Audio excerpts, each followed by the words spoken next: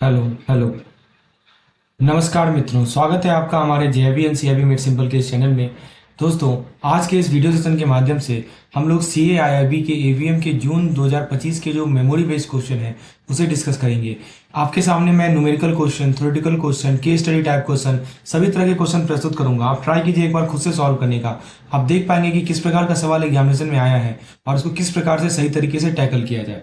चलिए pen paper calculator लेकर बैठिए और शुरुआत करते हैं अपने जर्नी को अपने पहले क्वेश्चन के साथ। इसको एक मॉक टेस्ट की तरह ट्रीट कीजिए। पहले एक बार खुद से ट्राई करेंगे क्वेश्चन को। सवाल आपके सामने है, ये कह रहा है कि the number of occurrence follow the Poisson distribution, right, with mean lambda is equal to 6। What is the probability of having the less than 3 occurrence, right. तो दोस्तों यहाँ पे जो है ना, ये साफ साफ लिख दिया है कि पॉइजन डिस्ट्रीब्यूशन है। तो आपको पॉइजन डिस्ट्रीब्यूशन का जो फंक्शन है वो पता होना चाहिए। उसका जो पॉइजन डिस्ट्रीब्यूशन का जो फंक्शन होता है वो कुछ इस प्रकार होता है। मैं यहाँ पे आपको लिख के बता देता हूँ कि P capital X is equal to small x is equal to e to the power minus lambda multiplied by lambda to the power x divided by factorial x। ठीक है, ये फॉर्मूला आपको पता होना चाहिए। ये फॉर्मूला आपके फिंगर टिप्स पे होना चाहिए। अब यहाँ पे E क्या होता है? एक्सपोनेंशियल। E का जो वैल्यू होता है ना, वो लगभग 2.71 होता है, समझे। अच्छा, लैम्डा क्या है यहाँ पे? एक्स इजिकल टू लैम्डा कहा जाए ज्यादा बेहतर रहेगा। ठीक है, लैम्डा यहाँ पे मीन है, लैम्डा दे है मीन इसका। ये फॉर्मूला आपको पता होना चाहिए बस। चलिए, अब हमसे क्या पूछ रहा है कि क्या प्रोबेबिलिटी है कि जो हमारा ऑब्जर्वेशन होगा वो 3 से कम होगा, समझे। तो मतलब क्या होगा कि हमें चाहिए P x लेस देन 3, यही चाहिए ना। ठीक है, तो कैसे P x? अच्छा ये बताइए, x तो इंटीजर होगा, x या तो 0 होगा, या x हमारा 1 होगा, या x हमारा 2 होगा, यही होगा ना। ठीक है, अब एक एक करके हम लोग P0 निकालते हैं। तो P0 कैसे निकालेंगे जी? बस क्या करना है कि जहां x है वहां पे 0 पुट कर दीजिए। e to the power minus 6, lambda तो 6 दिया हुआ है ना, देखिए यहाँ दिया हुआ है ना, लैम्डा हमारा 6 है। e to the power minus 6 multiplied by, हाँ फिर देखिए क्या है, lambda to the power x यानी 6 to the power 0 divided by x 0 factorial. तो इसको आप कैलकुलेट करेंगे ना, 6 टू पावर 0 1 होगा, 0 फैक्टोरियल 1 होता है, e टू पावर माइनस 6 हो जाएगा, समझे। उसी तरह यदि आप P1 निकालेंगे तो हो जाएगा e to the power minus 6 multiplied by 6 to the power 1 upon 1 factorial. तो ये हो जाएगा 6 into e to the power minus 6, समझे। उसी तरह आप यदि P2 निकालेंगे, मैं यहाँ निकाल देता हूँ, P2 यदि कैलकुलेट करेंगे, P2 हो जाएगा हमारा e to the power minus 6 multiplied by 6 to the power 2 divided by 2 factorial, sorry हाँ 2 फैक्टोरियल 2 ही होता है। तो ये 36 बाई 2 18 हो जाएगा, 18 इंटू ई पावर माइनस 6। आप सभी को यदि जोड़ेंगे तो देखिए, मैं यहाँ पेन कलर चेंज कर देता हूँ, दूसरे कलर का यूज करता हूँ। एक तो हमारा ई टू द पावर माइनस 6 है, एक हमारा 6 इंटू ई पावर माइनस 6 है। एक चीज कॉमन क्या है? ई टू पावर माइनस 6 हमें कॉमन है ना, प्लस 1 प्लस 6 प्लस 18, 18 6 24 यानी 25 इंटू ई पावर माइनस 6। अब क्या करेंगे, आप कैसे कैलकुलेट करेंगे इसको? देखिए, आपको कैलकुलेट क्या करना है, 25 into e to power minus 6, इसको ऐसे लिख सकते हैं 25 by e to the power 6 लिख सकते हैं ना जी। ठीक है, तो 25 बाई ई टू पावर लगभग कितना हो जाएगा, 2.71 टू द पावर 6। अब आप कैलकुलेटर का यूज कीजिए, इसको कैलकुलेट कीजिए, तो जो आपको वैल्यू मिलेगा ना वो नियर अबाउट 0.0619 मिलेगा, समझे। इसका सही जवाब जो है वो ऑप्शन नंबर ए है। सोचिए, इसको आप ऐसे भी सोच सकते हैं। एक दुकान है दोस्तों, उसमें मान लीजिए कि एवरेज 6 कस्टमर हर घंटे आते हैं। मीन 6 होने का मैं आपको मीनिंग समझा रहा हूँ। एक दुकान है, उसमें मान लीजिए कि हर घंटे जो है 6 कस्टमर आते हैं एवरेज। तो पॉइजन बोलता है कि प्रोबेबिलिटी निकालो कि 3 से कम कस्टमर आए। एवरेज 6 है तो कम से कम 3 आने का जो चांस है वो बहुत ही कम है। देख सकते हैं मात्र 6% है। इसको परसेंटेज में लिखेंगे तो 6% लिखेंगे ना, वही बताता है। मतलब दुकान का जो एवरेज, मतलब कि एक दुकान में एवरेज 6 कस्टमर हर घंटे आते हैं, लेकिन पॉइजन आपको बोल रहा है निकालने के लिए कि बताओ कि क्या प्रोबेबिलिटी है कि 3 से कम कस्टमर आए। तो बोलता है कि मात्र 6% प्रोबेबिलिटी है, बहुत कम प्रोबेबिलिटी है। तो दोस्तों याद रखिएगा, पॉइजन रेशियो का ये फॉर्मूला आप हमेशा के लिए याद कर लीजिए, बहुत इंपॉर्टेंट चीज है। और यहाँ पे लैम्डा जो है वो 6 है, और पी एक्स लेस देन 3 का मतलब यह है कि P0 plus P1 plus P2। तो अगर आपको ऐसे ही टफ न्यूमेरिकल को आसान तरीके से समझना है तो दोस्तों ये चीज आप हमारे जो कोर्स है इसमें आप समझ सकते हैं। हमने कोर्स में एक ही चीज को समझाया है कि पॉइजन डिस्ट्रीब्यूशन होता क्या है, क्या फॉर्मूला है, क्या पैरामीटर है, किसको कैसे अप्लाई करना है, सभी चीजें समझाई हुई है। चलिए अगले सवाल की ओर बढ़े। यहाँ पे एक्सप्लेनेशन भी दे रखा है।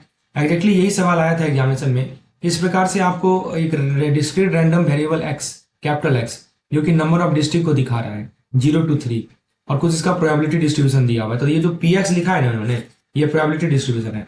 और एक्स हमारा क्या है, रैंडम वेरिएबल है। और डिस्क्रीट है, मतलब कि दो तरह का रैंडम वेरिएबल होता है, डिस्क्रीट और कंटिन्यूस। डिस्क्रीट मतलब कि फिक्स वैल्यू दे रहा है, समझे। चलिए, आपसे पूछ क्या रहा है कि स्टैंडर्ड डेविएशन निकालने के लिए और स्टैंडर्ड एरर निकालने के लिए। तो देखिए दोस्तों, आजकल बहुत ही इनोवेटिव टाइप क्वेश्चन पूछते हैं एग्जामिनेशन में, और आपको कंसेप्चुअल क्लैरिटी होनी चाहिए कैसे से सॉल्व किया जाए। तो फ्रेंड्स देखिए, यहाँ पे हमें क्या क्या वैल्यू दिया हुआ है कि जब p हम 1 ले रहे हैं तो वैल्यू हमें मिल रहा है 0.15। जब p हम 2 ले रहे हैं तो वैल्यू मिल रहा है 0.25। जब p हम 3 ले रहे हैं तो वैल्यू मिल रहा है 0.30। अच्छा, एक चीज आप लोग को जोड़ते हैं ना, तो 0.15 प्लस 0.25 0.40, और ये हो जाएगा हमारा पॉइंट लगभग 0.90 आ रहा है, समझे। अच्छा, 0.20 भी तो है। ये चारों को जोड़िए ना, ये चारों को जोड़ के लगभग 0.90, लेकिन ये एक होना चाहिए, यहाँ कुछ मिस्टेक है। जोड़ जाड़ के ना एक पुरना चाहिए, समझे। मतलब डिस्ट्रीब्यूशन इनकम्प्लीट है, हो सकता है कि कुछ यहाँ एरर है, उसको आप इग्नोर कर दीजिए, ठीक है। तो जनरली क्या होगा ना कि जो नंबर मिलेगा वो आपको जोड़ के एक होगा, समझे। कुछ टाइपो हो सकता है यहाँ पे। अब आपको स्टैंडर्ड डेविएशन निकालना है, तो देखिए मैं आपको ट्रिक समझा देता हूँ कि आपको स्टैंडर्ड डेविएशन क्या, summation of x into F x ऐसे ही निकालते हैं ना, ठीक है। तो यहाँ पे देखिए हमारा जो एक्सपेक्टेशन होगा वो क्या होगा, सिंपल है। एक्सपेक्टेशन निकालना है ना, तो इस 0 को इसे मल्टीप्लाई कर दीजिए 0.20 से, प्लस 1 को मल्टीप्लाई कर दीजिए 0.15 से, प्लस 2 को मल्टीप्लाई कर दीजिए 0.25 से, प्लस 3 को मल्टीप्लाई कर दीजिए 0.3 से। तो आपको मिल जाएगा एक्सपेक्टेशन ऑफ एक्स लगभग 1.55। जोड़ के देखिए ना, इतना ही आएगा। अच्छा, तो ये आपको एक्सपेक्टेशन ऑफ एक्स निकल गया।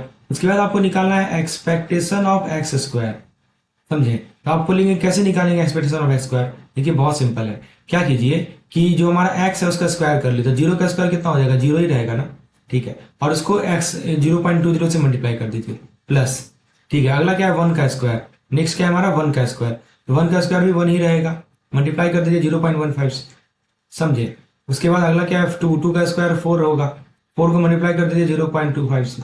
नेक्स्ट है 3 का स्क्वायर 9 होगा, 9 को मल्टीप्लाई कर दीजिए 0.3 से। सबको जोड़ जाड़ के वैल्यू मिलेगा आपको 3.85। अब देखिए ये तो आपने दोनों चीज निकाल लिया। ये पहला आपने निकाला एक्सपेक्टेशन ऑफ एक्स, मैं यहाँ पे लिख देता हूँ। एक्सपेक्टेशन ऑफ एक्स कितना निकला 1.55, एक्सपेक्टेशन ऑफ एक्स स्क्वायर कितना निकला 3.85। अब देखिए आपको एक फॉर्मूला पता होना चाहिए, you should know the formula of calculating the variance. Variance का फॉर्मूला होता है expectation of x square minus expectation of x का होल स्क्वायर, समझे। तो यहाँ पे एक्सपेक्टेशन ऑफ एक्स स्क्वायर कितना है, ये है हमारा 3.85।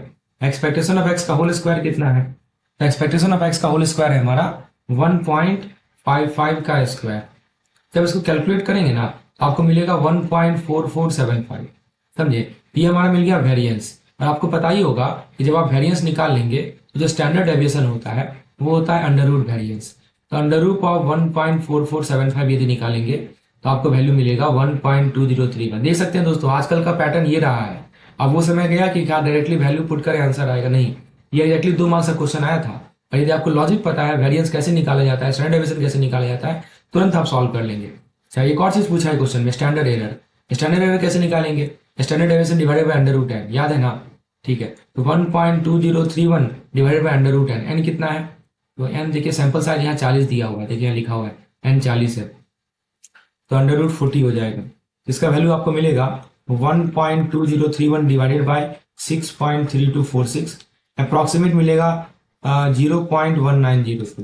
तो स्टैंडर्ड डेविएशन मिल गया 1.2031, स्टैंडर्ड एरर मिल गया 0.1902, समझे। ये स्टेप से कैलकुलेट करना है। चलिए अगला सवाल देखते हैं। अगला सवाल आपकी स्क्रीन पर है।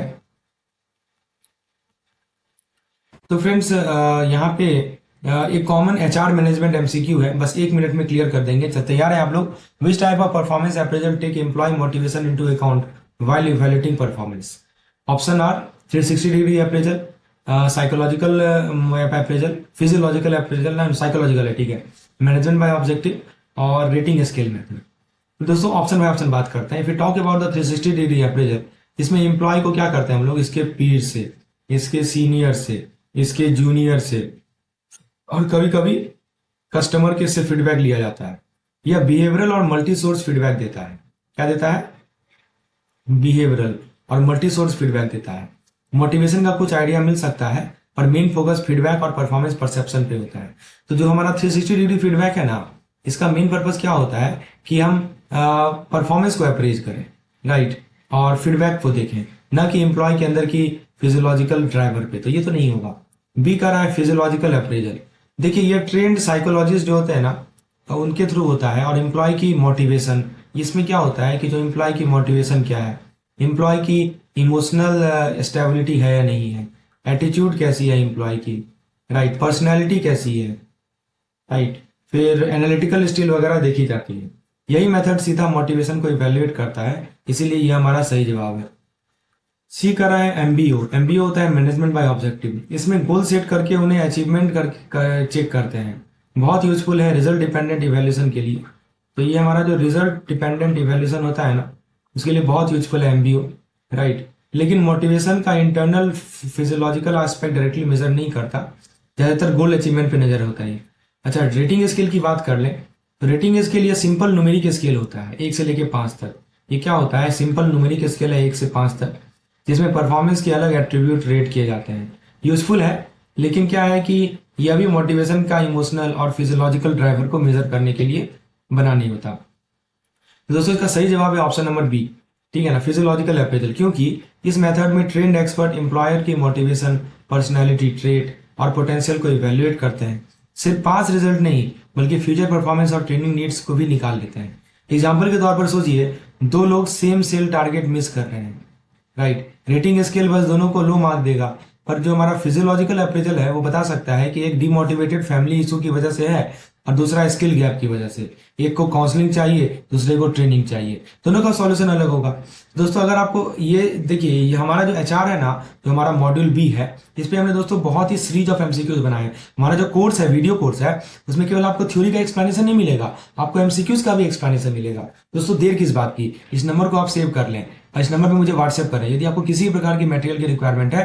पिछले 5 सालों से मैं सीआईबी के एस्पिरेंट का हेल्प करता आ रहा हूं। बहुत सारे लोगों ने एग्जामिनेशन क्लियर किए हैं हमारे स्टडी मटेरियल के माध्यम से, और दिन प्रतिदिन वो अपग्रेड होता जा रहा है, उसमें नए कंटेंट आते जा रहे हैं और आपको आपको एक प्रोफिशिएंट बनाया जाता है एग्जामिनेशन को सही तरीके से हैंडल करने में। सही जवाब है इसका ऑप्शन नंबर बी। अगला सवाल देखते हैं दोस्तों, आपके सामने है। हाँ, ये बहुत ही सिंपल सवाल है, इसको तो आप जानते ही होंगे।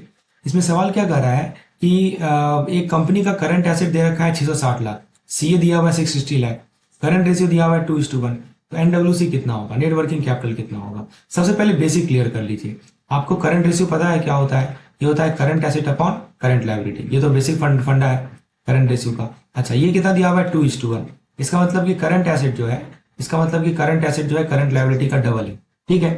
तो अगर आपका करंट एसेट 660 लाख है, करंट लायबिलिटी कितना हो जाएगा, 660/2 नहीं हो जाएगा, यानी 330 लाख नहीं हो जाएगा।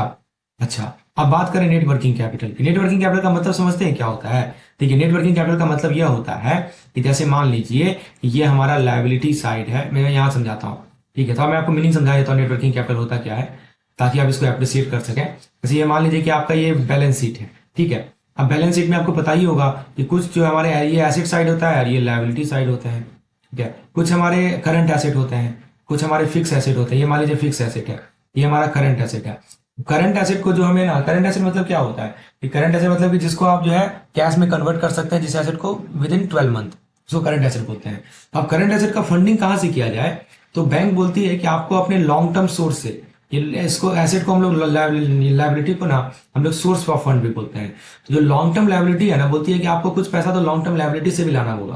तो जितना पैसा भी बोरोवर अपने लॉन्ग टर्म लाइबिलिटी से ला के करंट एसेट में डालेगा, उसी पैसे को हम लोग नेट वर्किंग कैपिटल बोलते हैं। इसको निकालना काफी आसान है। करंट एसेट में से करंट लायबिलिटी घटा दीजिए, क्योंकि देखिए करंट एसेट में से ये जो पोर्शन है करंट लायबिलिटी वाला वो हटा देंगे ना, तो आपको मिल जाएगा लॉन्ग टर्म लायबिलिटी। क्या, यानी कि एनडब्ल्यूसी, समझे।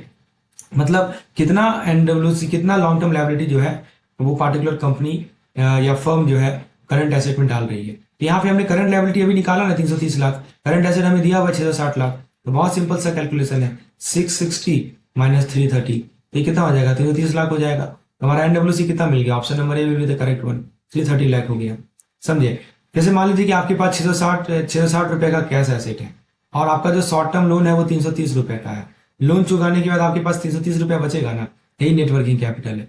तो फॉर्मूला याद रखिएगा, current ratio minus current asset minus current liability, NWC निकालने का फॉर्मूला होता है। चलिए चीजें याद रहेंगी ना, दो तीन फॉर्मूला है जो कि आपको यहाँ से याद रखना है।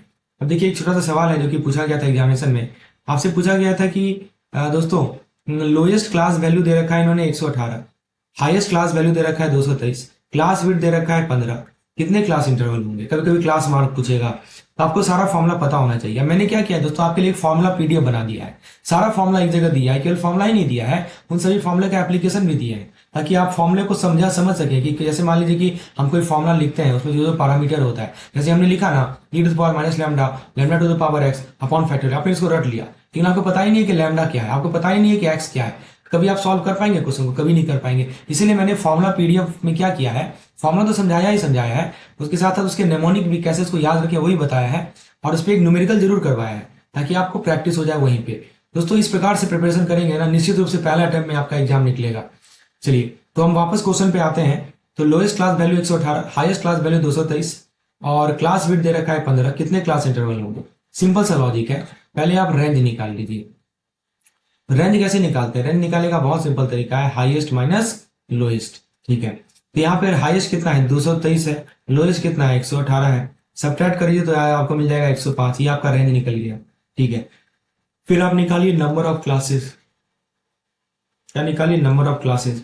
तो नंबर ऑफ क्लासेस निकालने का सिंपल सा लॉजिक है, रेंज को डिवाइड कर दीजिए क्लास विड्थ से, रेंज को क्लास विड्थ से डिवाइड कर दीजिए, बहुत सिंपल है। तो रेंज कितना निकला 105, क्लास विड्थ कितना दे रखा है इन्होंने 15, तो 105 डिवाइड बाय 15 कितना हो जाएगा, 7 नहीं हो जाएगा, मतलब 7 क्लास इंटरवल लगेंगे।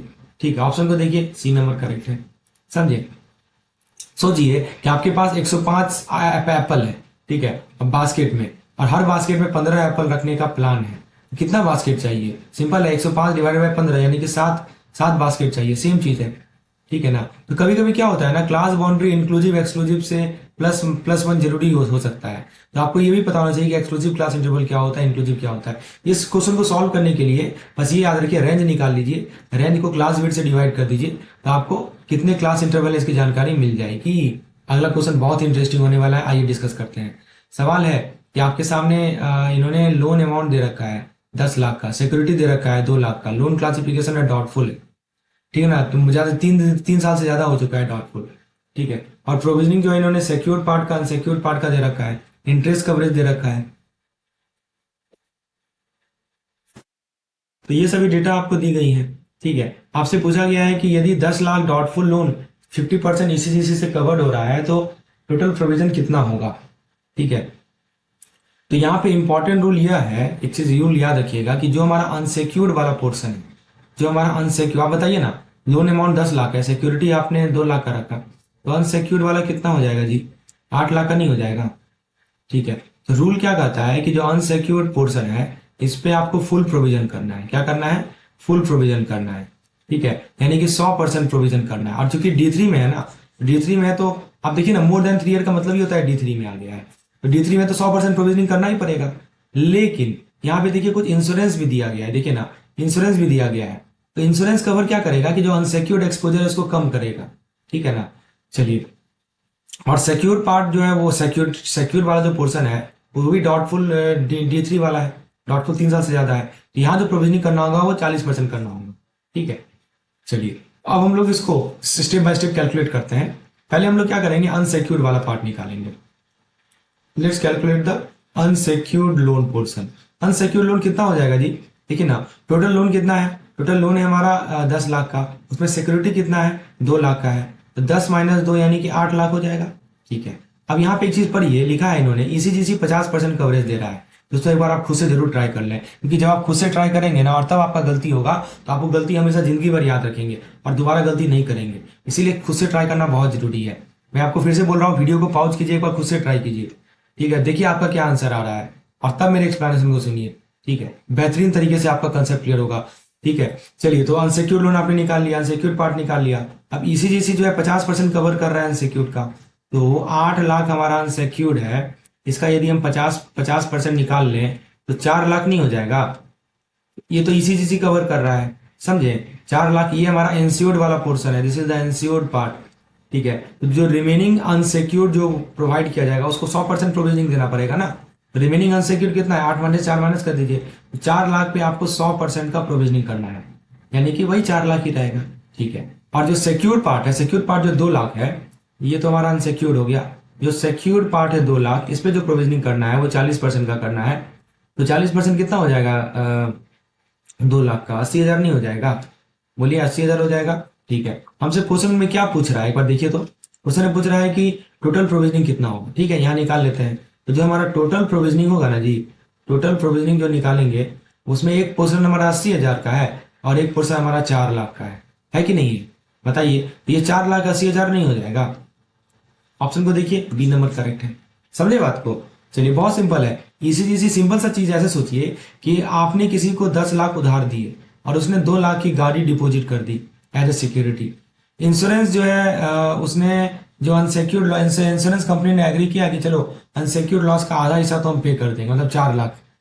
तो आपको खुद का लॉस जो कवर करना पड़ेगा वो तो 4 लाख कवर करना पड़ेगा, और प्लस जो सिक्योर पोर्शन है उसमें भी 40% का हेयर कट है, तो 80,000 हो गया।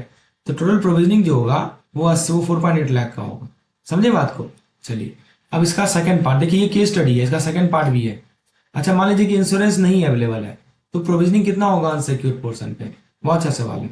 ठीक है, तो दोस्तों बेसिकली अगर कोई इंश्योरेंस ना हो, रूल तो सिंपल है ना, अनसिक्योर्ड पोर्शन पे डाउटफुल लोन यदि 3 साल से ज्यादा का हो तो आपको 100% प्रोविजनिंग लगाना होता है। तो अगर यहाँ पे कोई इंश्योरेंस ना होता, हमारा अनसिक्योर्ड पोर्शन है कितना? 8 लाख। 8 लाख का 100% निकाल लीजिए, 8 ही लाख रहेगा। समझे? तो 8 लाख पूरा का पूरा जो है हमको प्रोविजनिंग देना पड़ेगा। ऑप्शन नंबर डी करेक्ट है। समझे?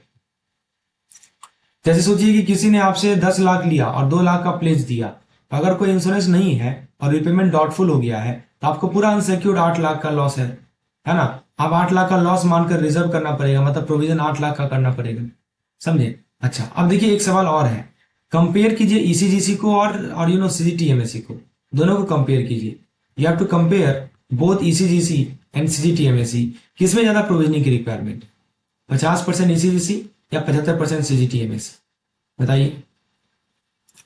तो दोस्तों आप एक बार देखें यहाँ पे क्वेश्चन में, तो ईसीजीसी का जो मैं आपको शो कर रहा हूँ जस्ट वेट, हाँ कवरेज है वो 50% का है, सीजीटीएमएससी में 75% का कवरेज है। ऑब्वियसली सीजीटीएमएससी वाले में ज्यादा कवरेज है। सवाल क्या कर रहा है, किस केस में जो है प्रोविजनिंग ज्यादा होगा? ऑब्वियस सी बात है, ईसीजीसी वाले में प्रोविजनिंग ज्यादा करना पड़ेगा।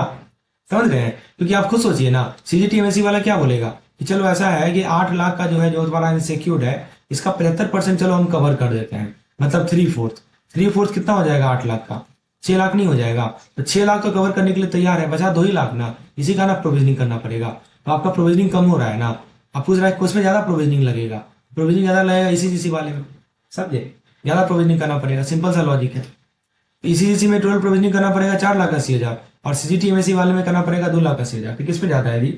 ऑब्वियसली 2,80,000, 4,80,000 ज्यादा है, ईसीजीसी वाला ज्यादा है। समझ में आया कि नहीं आया बताइए? चलिए एक सवाल देखिए आपके सामने है। दोस्तों सवाल ये कर रहा है कि एक बैंक ने 4 करोड़ का लोन सैंक्शन किया है एक गर्ल्स स्कूल को सेटअप करने के लिए, वो भी कहाँ पे? टियर 2 सिटी में। ठीक है, अब यह लोन पीएसएल के किस कैटेगरी में आएगा? Women empowerment, social infrastructure, education, micro finance? बहुत अच्छा सवाल है।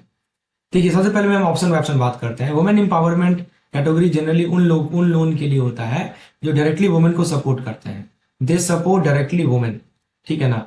तो उनको उनको बोलते हैं वुमेन एम्पावरमेंट। जैसे कि वुमेन एंटरप्रेन्योर या वुमेन ऑन बिजनेस। तो मान लीजिए कि कोई वुमेन एंटरप्रेन्योर है या कोई वुमेन ऑन बिजनेस है, तो उसको वुमेन एम्पावरमेंट बोलते हैं। अब यहाँ पे स्कूल सेटअप हो रहा है, ना कि डायरेक्टली वुमेन को एंटरप्रेन्योर बना रहे हैं, इसलिए यह ऑप्शन तो गलत है। अच्छा, सोशल इंफ्रास्ट्रक्चर की बात कर लें, ये सही जवाब है। ठीक है ना? आरबीआई का जो पीएसएल गाइडलाइन है वो क्या कहता है, 5 करोड़ पर बोरोवर। ठीक है, 5 करोड़ पर बोरोवर तक का जो लोन है, जो कि स्कूल, ड्रिंकिंग वाटर, सैनिटेशन के लिए टियर 2 से लेकर टियर 6 सिटी में दिए जाते हैं, वो सोशल इंफ्रास्ट्रक्चर कैटेगरी में आते हैं। यहाँ पे कितने लोन दिए गए हैं? 4 करोड़ दिए गए हैं। ठीक है ना? गर्ल्स स्कूल के लिए टियर 2 सिटी में, तो क्लियर है ये सोशल इंफ्रास्ट्रक्चर के अंदर आता है। एजुकेशन की बात करें तो एजुकेशन का नाम तो है, लेकिन आरबीआई ने पीएसएल के लिए सेपरेट एजुकेशन कैटेगरी डिफाइन नहीं किया। समझे? ऐसा कोई एजुकेशन कैटेगरी नहीं है पीएसएल में। समझे? अलग अलग से सोशल इंफ्रास्ट्रक्चर में क्लासिफाई करते हैं इसे। अच्छा, माइक्रो फाइनेंस में क्या है दोस्तों, ये जनरली छोटे लोन होते हैं लो इनकम इंडिविजुअल के लिए या एसएचजी के लिए। 4 करोड़ का स्कूल लोन माइक्रो फाइनेंस में नहीं आएगा। एक सिंपल सा एग्जांपल लेते हैं, अगर एक बैंक 3 करोड़ का लोन एक वाटर ट्रीटमेंट प्लांट के लिए टियर 3 सिटी में दे रहा है, यह भी सोशल इंफ्रास्ट्रक्चर के अंदर आएगा। मतलब school, hospital, water supply, sanitation, सब के सब सोशल इंफ्रास्ट्रक्चर में आते हैं। कितना लिमिट है जी? हाँ, कितना लिमिट है वो तो बोलेंगे 5 करोड़ का लिमिट है। कहाँ पे? टियर 2 से लेकर टियर 6 सिटी में। समझे? वुमेन एम्पावरमेंट कैटेगरी जो है केवल डायरेक्टली सपोर्ट करते हैं वुमेन को। चलिए अगला सवाल देखते हैं। सवाल ये पूछा गया आपसे कि इनमें से कौन सा स्टेटमेंट बेस्ट डिस्क्राइब कर रहा है कॉन्फ्लिक्ट को। देख रहे हैं कैसे हम लोग मॉड्यूल स्विच कर रहे हैं, कभी मॉड्यूल ए, कभी मॉड्यूल बी, कभी मॉड्यूल सी। सवाल ऐसे ही आता है एग्जामिनेशन में, कौन सा स्टेटमेंट जो है कॉन्फ्लिक्ट को बेस्ट डिस्क्राइब कर रहा है। दोस्तों हमारा जो मॉक टेस्ट है ना, इसमें आपको पहले ही इतना प्रैक्टिस करवा दिया जाएगा ना कि एग्जाम में तो लगेगा कि दूसरा ही मॉक टेस्ट दे रहे हैं। सोचिए ना, आप पहले से लगभग 100 से ऊपर टेस्ट है, यदि आप 100 से ऊपर टेस्ट पहले ही दे दीजिएगा एग्जामिनेशन से पहले ही, तो जो एग्जाम में बैठेगा लगेगा कि तो और टेस्ट दे रहे हैं। बस यही तो फायदा होता है, आपको एग्जामिनेशन टेम्परामेंट बिल्ड करेगा। क्वेश्चन एक एक कोने से लिया गया है, कहीं कुछ छूटा नहीं है। नहीं समझ में आ रहा है तो उसका एक्सप्लेनेशन देख लीजिए, ऑप्शन में समझाया है मैंने। तो दोस्तों यदि आप इन सभी के बारे में डिटेल जानकारी चाहते हैं, किसी प्रकार का स्टडी मटेरियल चाहते हैं, तो नंबर आपके सामने है, व्हाट्सएप करने का बस देरी है। चलिए, तो सवाल है कि इनमें से कौन सा स्टेटमेंट जो है कॉन्फ्लिक्ट को डिस्क्राइब कर रहा है। तो बेसिकली ऑप्शन जो दिया हुआ है कि conflict only arise due to personal difference and is always harmful, conflict is inevitable and arise due to difference in ideas, values, perceptions और इंटरप्रिटेशन ऑफ सिचुएशन। सी कर रहा है कि conflict can be completely avoided by hiring employ from similar culture and intellectual background. और D कर रहा है कि conflict occur only when employ have a similar view point. दोस्तों ऑप्शन नंबर ए की बात कर ले तो यह गलत है। दोस्तों कॉन्फ्लिक्ट सिर्फ पर्सनल डिफरेंस की वजह से नहीं होता और हर कॉन्फ्लिक्ट हार्मफुल नहीं होता। कभी कभी आपका पता है कॉन्फ्लिक्ट जो है ना वो हेल्दी भी होता है। Sometimes conflict are healthy also, right, जो कि कॉन्फ्लिक्ट के हेल्दी कॉन्फ्लिक्ट आइडिया को इंप्रूव करता है, टीम को इनोवेट करने में मदद करता है। ये तो गलत है। फिर बी कह रहा है कि conflict is inevitable and arises due to difference in ideas, values, perception और इंटरप्रिटेशन ऑफ सिचुएशन। ये सही जवाब है। देखिए कॉन्फ्लिक्ट इनएविटेबल, ये तो आएगा ही आएगा, मतलब किसी ना किसी टाइम पे होता ही है, क्योंकि लोग अलग आइडियाज, अलग वैल्यू, अलग परसेप्शन, अलग सिचुएशन को डिफरेंटली इंटरप्रेट करते हैं। जैसे मान लीजिए अगर दो टीम मेंबर एक प्रोजेक्ट के लिए डिफरेंट मार्केटिंग स्ट्रेटजी सजेस्ट करते हैं। दो टीम मेंबर है, प्रोडक्ट एक ही है, दोनों प्रोडक्ट के लिए या एक प्रोडक्ट के लिए दोनों टीम जो है अलग अलग मार्केटिंग स्ट्रेटजी सजेस्ट कर रहे हैं। ये तो कॉन्फ्लिक्ट हुआ ना, और अगर प्रॉपरली हैंडल किया तो बेस्ट स्ट्रेटजी निकल सकता है। समझे? अच्छा, तो ऑप्शन नंबर बी सही है हमारा। सी कह रहा है कि ये भी गलत है। क्यों गलत है? क्योंकि आप सिमिलर बैकग्राउंड वाले एम्प्लॉय हायर कर लो फिर भी कॉन्फ्लिक्ट हो सकता है। समझे? ऐसा नहीं कि आप सिमिलर बैकग्राउंड वाले एम्प्लॉय हायर करके कॉन्फ्लिक्ट को कंप्लीटली अवॉइड कर सकते हैं। No, you can not do that. क्योंकि दोस्तों लोग अलग एक्सपीरियंस, अलग थिंकिंग स्टाइल, अलग प्रायोरिटी लेकर आते हैं। कंप्लीट कॉन्फ्लिक्ट अवॉइडेंस पॉसिबल ही नहीं है। और डी कह रहा है कि conflict occur only when employ have a similar view point. ये भी गलत है। कॉन्फ्लिक्ट तभी होता है जब व्यू पॉइंट अलग हो। सिमिलर व्यू पॉइंट में कभी कॉन्फ्लिक्ट नहीं होगा। When different view points are there, अगर सब एक ही ओपिनियन रखते हैं तो कॉन्फ्लिक्ट ही नहीं होगा। इसीलिए सिमिलर व्यू पॉइंट से कॉन्फ्लिक्ट नहीं होता है। एक जैसे एग्जांपल लेते हैं, जैसे मान लीजिए कि एक टीम सॉफ्टवेयर डेवलपमेंट प्रोजेक्ट पे काम कर रही है, एसडीपी सॉफ्टवेयर डेवलपमेंट प्रोजेक्ट पे काम कर रही है। ठीक है, एक कोडर कहता है कि न्यू फ्रेमवर्क यूज करें और दूसरा कहता है कि ओल्ड फ्रेमवर्क ही सही है। यही तो कॉन्फ्लिक्ट हो गया। एक क्या बोल रहा है कि हम न्यू फ्रेमवर्क से यूज करें, दूसरा क्या बोल रहा है कि हम ओल्ड फ्रेमवर्क को ही कंटिन्यू रखें। यहाँ कॉन्फ्लिक्ट है, लेकिन डिस्कस करने से बेटर सॉल्यूशन मिल सकता है। मतलब कॉन्फ्लिक्ट हमेशा नेगेटिव नहीं होता। तो की पॉइंट याद रखिएगा, कॉन्फ्लिक्ट इनएविटेबल है, मतलब हर ऑर्गेनाइजेशन में होता ही होता है। कॉन्फ्लिक्ट का रीजन क्या क्या हो सकता है? आइडिया, वैल्यू, परसेप्शन या इंटरप्रिटेशन में डिफरेंस। हर कॉन्फ्लिक्ट हार्मफुल नहीं होता। कंस्ट्रक्टिव कॉन्फ्लिक्ट जो है टीम को इंप्रूव करता है और कॉन्फ्लिक्ट अवॉइड करना इम्पॉसिबल है, प्रॉपर मैनेजमेंट से ही ये हैंडल होता है। चलिए एक और सवाल देखते हैं। According to the regulation 29 of the SEBI regulation, the listed entity must give prior intimation to the stock exchange at least 2 working day in advance for a board meeting in which any of the following proposal is to be considered accept। बहुत अच्छा सवाल है दोस्तों। एक important SEBI से related question को समझेंगे। Question यह कह रहा है कि सेबी रेगुलेशन 1934 के अकॉर्डिंग लिस्टेड कंपनी को स्टॉक एक्सचेंज को बोर्ड मीटिंग के लिए कम से कम 2 वर्किंग डे पहले इंटीमेशन देना पड़ता है। कौन इंटीमेशन दे रहा है? लिस्टेड कंपनी दे रहा है। किसको दे रहा है इंटीमेशन? स्टॉक एक्सचेंज को दे रहा है। क्या, किस चीज के लिए दे रहा है? बोर्ड इंटीमेशन के लिए दे रहा है। मैं आपको समझाता हूँ।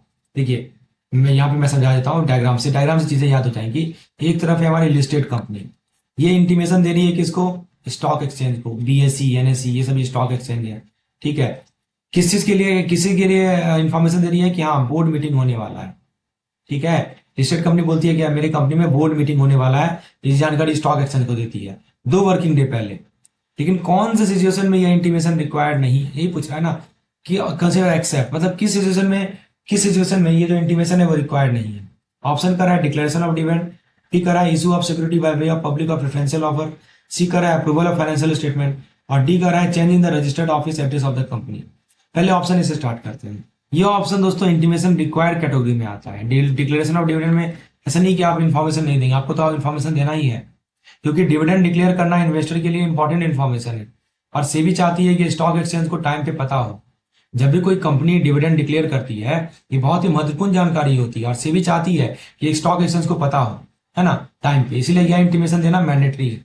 फिर बी कर रहा है, ये लोग कर रहे हैं इशू ऑफ सिक्योरिटी, यह भी इंटीमेशन रिक्वायर्ड है। अगर कंपनी नए शेयर, सिक्योरिटी मतलब क्या होता है जी? सिक्योरिटी का मतलब होता है शेयर इशू करना, सिक्योरिटी का मतलब होता है बॉन्ड इशू करना। अगर कंपनी नए शेयर, नए बॉन्ड इशू कर रही है तो मार्केट को अवेयर करना जरूरी है, ताकि ट्रांसपेरेंसी बनी रहे और इन्वेस्टर इन्फॉर्म डिसीजन ले सके। सी कर रहा है अप्रूवल ऑफ फाइनेंशियल स्टेटमेंट। दोस्तों ये भी नहीं होगा, क्योंकि ये भी जरूरी है। जब बोर्ड अप्रूव करता है कि फाइनेंशियल स्टेटमेंट को, तो स्टॉक एक्सचेंज को एडवांस नोटिस देना होता है, ताकि फाइनेंशियल रिजल्ट मार्केट में टाइमली डिस्क्लोज हो सके। इसका सही जवाब है ऑप्शन नंबर डी। देखिए, क्योंकि रजिस्ट्रेशन रेगुलेशन 29 में ये स्पेसिफिकली मेंशन नहीं है कि रजिस्टर्ड ऑफिस एड्रेस चेंज करने के लिए एडवांस इंटीमेशन लेना है। हाँ, कंपनी एक्ट के अकॉर्डिंग और आरओसी को फाइल करना जरूरी है, लेकिन स्टॉक एक्सचेंज को 2 दिन पहले इन्फॉर्म करना मैंडेटरी नहीं है। जैसे एग्जांपल के तौर पर मान लीजिए, इसका सही जवाब है ऑप्शन नंबर डी। एग्जांपल के तौर पर आप मान लीजिए Reliance, take the case of Reliance, ठीक है। तो रिलायंस कंपनी अपनी बोर्ड मीटिंग में डिविडेंड डिक्लेयर करने वाली है, तो 2 वर्किंग डे पहले जो है वो बॉम्बे स्टॉक एक्सचेंज या नेशनल स्टॉक एक्सचेंज को इंटीमेशन देना पड़ता है।